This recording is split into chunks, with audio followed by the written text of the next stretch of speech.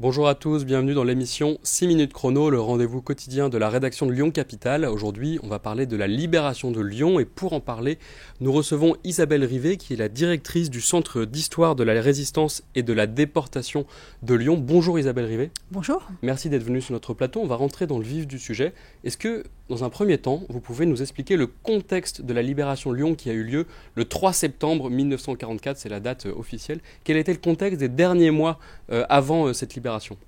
Alors l'été 44 à Lyon est particulièrement meurtrier et cruel pour les contemporains, puisque effectivement le débarquement de Normandie a eu lieu le 6 juin. Pour autant, la libération, elle semble très lointaine pour les gens du sud de la France, dont Lyon fait partie, parce que les combats n'avancent pas en Normandie. Donc Lyon subit de plein fouet la répression de l'occupant. Les populations juives sont traquées jusque dans les derniers jours du mois d'août. Le dernier convoi part le 11 août de Lyon, mais pour autant les persécutions continuent.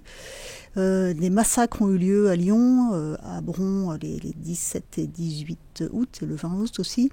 20 août, Saint-Genis-Laval. À chaque fois, c'est une centaine de personnes qui est extraite de la prison Montluc et sommairement fusillée. Une vie quotidienne extrêmement compliquée du fait des restrictions, donc au manque de tout, notamment de pain, ce qui est l'aliment de base de l'époque. Et puis la peur de tout ce qui pourrait arriver. Les Lyonnais ont souvenir le bombardement du 26 mai 1944, qui a été meurtrier lui aussi, 1000 morts à peu près, énormément de destruction. Donc on sait que la libération, elle peut s'accompagner du retour de la guerre en fait sur le territoire lyonnais. Et il y a à la fois beaucoup d'espoir et une peur immense dans la population lyonnaise en ce début septembre 1944. Et alors il y a aussi, je sais, beaucoup de prisonniers, de personnes qui ont été déportées aussi. Est-ce qu'on a il y a pas beaucoup de nouvelles qui parviennent jusqu'aux Lyonnais? Ça aussi accentue peut-être cette crainte? Alors pour beaucoup de familles, effectivement, on est en plus sans nouvelles des gens qui sont soit prisonniers de guerre, soit déportés en Allemagne, soit partis dans le cadre du STO. Les peu de lettres qui arrivaient à passer passent de moins en moins bien et il n'y en aura plus du tout d'ailleurs après la libération.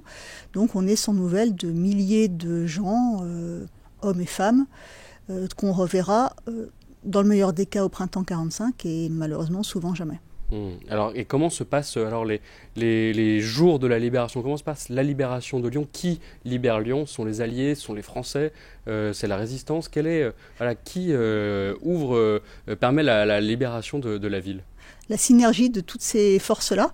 Donc il faut se souvenir que le 15 août a lieu en Provence un débarquement allié, mais dans lequel beaucoup de Français sont inclus. Alors quand je dis Français, c'est aussi des gens qui sont issus des colonies, donc qui ont la nationalité française, donc tous les devoirs d'un citoyen français, mais pas les droits, puisque ils sont soumis au code de l'indigénat. Donc ce sont des Algériens, des Marocains, des hommes d'Afrique subsaharienne aussi.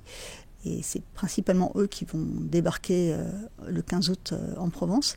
Donc la remontée de la vallée du Rhône se fait finalement assez vite. Et donc dans les derniers jours d'août, les libérateurs, donc à la fois les alliés américains, mais aussi les forces françaises, notamment la première armée française, sont aux portes de Lyon. Les Allemands quittent la ville à partir du fin août, 1er et 2 septembre, mais en quittant la ville, ils vont se faire sauter tous les ponts de Lyon, sauf 2, pour garantir leur retraite. Donc c'est une ville dans laquelle il est quasiment impossible de circuler, que vont libérer notamment Diego Brosset, qui est le premier, qui est le libérateur de Lyon, au matin du 3 septembre 1944, qui est un dimanche matin. Alors, est-ce qu'il y a des combats dans la ville, comme on a pu le voir lors de la libération de Paris? Est-ce que ça tire dans les rues? Est-ce que il y a ce genre de choses? Alors, il n'y a pas d'insurrection de Lyon. Il y a une insurrection qui est réprimée très cruellement à Villeurbanne. Pas d'insurrection à Lyon. Les chefs de la résistance ont tout fait pour que ça n'ait pas lieu, pour éviter un bain de sang.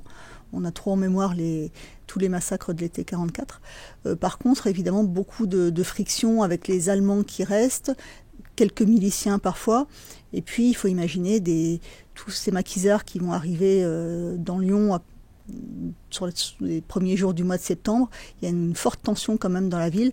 Donc effectivement, encore des tirs le 3, le 4 et le 5 septembre. D'accord. Et je crois que le général de Gaulle vient ensuite dans la ville et parle de Lyon, capitale de la résistance. Vous pouvez nous en dire un mot ? Ah bien sûr, oui. Et donc le 14 septembre, de Gaulle, qui fait un peu un tour de France des villes libérées, vient à Lyon et dans un discours va qualifier Lyon de capitale de la résistance, ce qui historiquement est tout à fait vrai, mais tout à fait vrai sur la première partie de la guerre.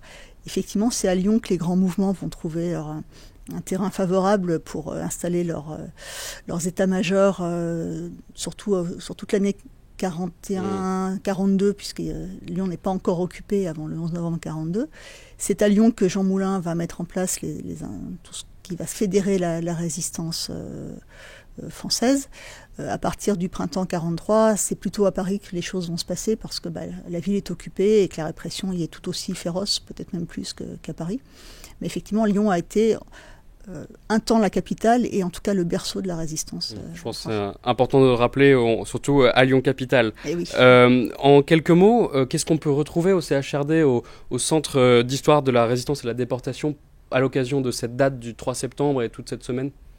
Alors toute cette semaine et même toujours, on a ce parcours permanent qui présente un peu le contexte historique, à la fin duquel on trouvera un film d'une quinzaine de minutes pour avoir une vision un peu synthétique de tous les enjeux de la libération et des événements. On pourra trouver aussi sur notre site un podcast immersif qu'on a conçu avec Marine Beccarelli, qui est une docteure en histoire de Lyon 2, qui retrace la libération sous un angle assez large. On remet bien les choses dans le contexte. Beaucoup de ressources aussi sur notre site, et puis notamment une vidéo de vulgarisation, dirait-on, sur Jean Moulin et son action. Donc c'est des choses qui sont accessibles sur le site du CHRD. Et dans vos locaux aussi, que l'on peut retrouver. Merci d'être venu sur notre plateau. Quant à vous, je vous remercie d'avoir suivi cette émission. Vous pouvez retrouver plus de détails sur le site internet de Lyon Capitale aussi et dans le numéro d'été avec 4 pages retranscrivant et expliquant la libération de Lyon. Merci d'avoir suivi cette émission. À très bientôt.